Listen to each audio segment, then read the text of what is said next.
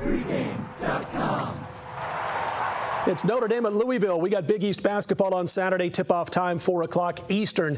And I tell you what, I watched almost the entire game. I probably tuned in that first matchup around 5 minutes into the first half and watched it right through the fifth overtime. Excellent basketball game. Notre Dame finds a way to win that contest, 104-101 in 5 overtimes. The funny thing was, it was 60-60 at the end of regulation. It ends up 104-101. But, Marco, there were so many unusual things that took place in that game. And first of all, little used Garrick Sherman, big guy for Notre Dame, was playing like 3 minutes a game and 5 minutes a game. He didn't even play a 1 second, didn't come off the bench in regulation in this game. He ends up logging 22 minutes, scores 17 points on 7 of 10 shooting, and grabs 6 rebounds. And really, if it wasn't for him, if you happen to watch those overtime periods, they would have lost the game. He was the difference maker in that contest, but it was an anomaly to be sure. It was just a crazy game.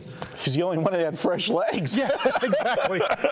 You could probably put me in, and I could have went past a couple guys in the fifth overtime. Well, you look at this game, and that was a classic game, and the cliche, an instant classic, go to ESPN, sure. Classic channel. But I look at this game this week, Scott, and first of all, Louisville, and we kind of mentioned some teams this week when we talked on the radio show. Louisville's team right now that's peaking at their absolute right time. Mm-hmm. They're playing great defensive basketball, and you said that game was 60-60 at the end of regulation. They have held 10 of their last 11 opponents to 61 points or less. The one opponent that they didn't was Notre Dame, and technically it was 60 at the end of regulation. So they're 11 for 11 on playing lockdown defense, and that's where I'm going to go with this game.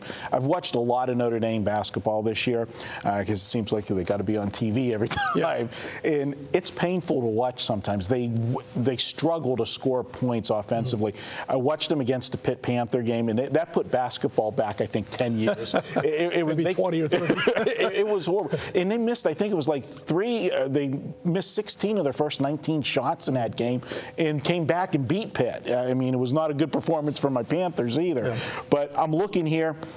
I think you're going to see a different game, and obviously, last game you can throw it out because of the overtime. These two teams, they're going to make you work. Both ends of the basket work for the points. I think Louisville's got too many weapons for Notre Dame. I like the under in this game. I kind of lean to Louisville, but I think, I'm waiting to see what this line actually does come out on Saturday because I'm not sure how much of a tariff they're going to make us pay for Louisville in revenge. But I think you're going to see a game that, total-wise, I got it capped out at 122 or less. So we'll see what the. So you're looking at the under? Looking at the under. I was watching that game, but you know what? Let's get to my free pick, and that'll explain it.